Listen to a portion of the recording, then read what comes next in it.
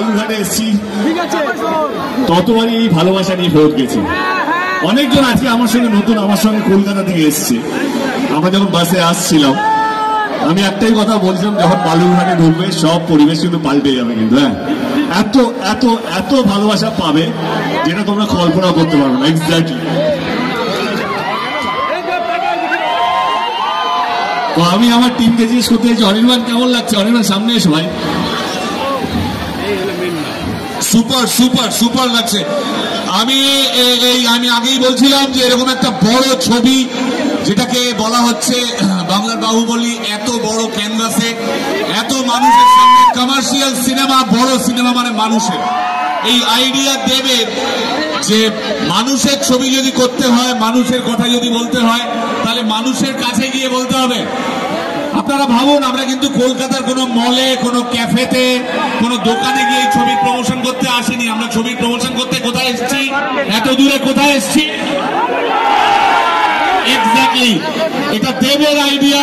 খাদানেও প্রমাণ করে দিয়েছে যে বাংলা ছবি শুধু শহরের নয়, আবার হাত ধরে জেলার মানুষের কাছে ফিরবে। বাংলা ছবি সব বাঙালির। জয় বাংলা সিনেমা। আমি যেও না কাকা, তাও বলছি আমি যখন আমরা খাদানে প্রমোশনে এসেছিলাম আমি বালুরঘাট আসতে পারিনি, কিন্তু আমি কথা দিয়েছিলাম কি আমি পরের ছবি বালুরঘাটে আসবো, তো এলাম কি না? এবার অনির্বাণকে দু চারটে কথা বলি।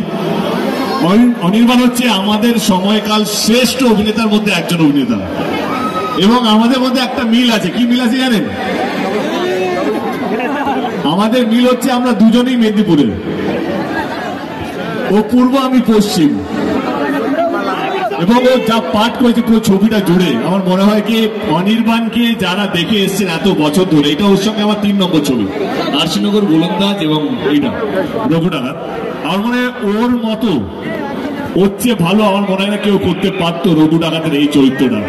তো যখন আপনার সিনেমা হলে ছবিটা দেখবেন, কোথাও কোথাও আমাকেও টপকে গেছে, কিন্তু যেটা সিনেমার স্বার্থে ভালো। I am so happy and proud of him কে আজকে একটা ছেলে গ্রাম থেকে আসা এবং নিজের নাম, নিজের সমস্ত কিছু নিজের পরিশ্রম দিয়ে করেছে। তো I am very happy and thank you Anirban, যেটা ও বললো কি হ্যাঁ রঘুডাঙ্গাতে আমি ওকে প্রথম দিন থেকে চাইছিলাম, যখন আমাদের মিটিং হচ্ছিল শিকার মহতার সাথে, যিনি আমার পার্টনার SBF এর কর্ণধার।